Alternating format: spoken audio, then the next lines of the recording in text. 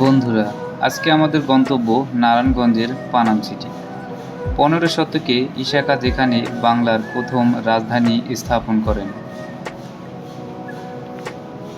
Panam city যাওয়ার জন্য আমরা সর্বপ্রথম চলে আসি ঢাকার গুলিস্তানে।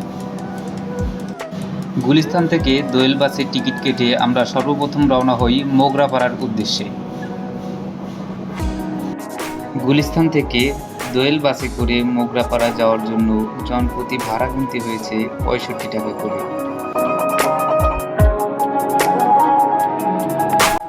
গুলিস্তান থেকে মোগরাপাড়া পৌঁছতে আমাদের সময় লেগেছে মাত্র 35 মিনিট।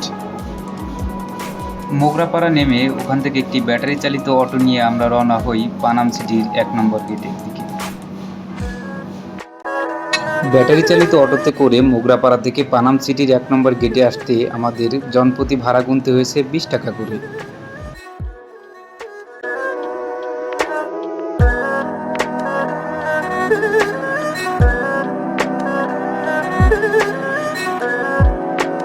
ফাইনালি আমরা গুলিস্তান থেকে মাত্র 1 ঘন্টার ভেতরেই চলে আসি পানাম সিটির মূল গেটের সামনে।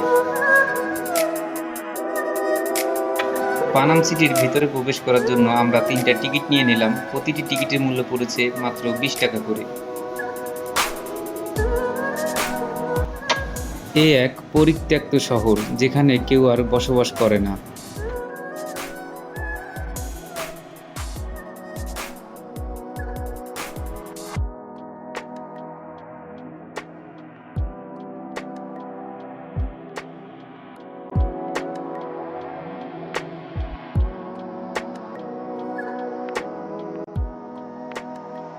সরু রাস্তার দুপাশেই দাঁড়িয়ে আছে কয়েকশো বছরের সেই পুরনো ভবনগুলো।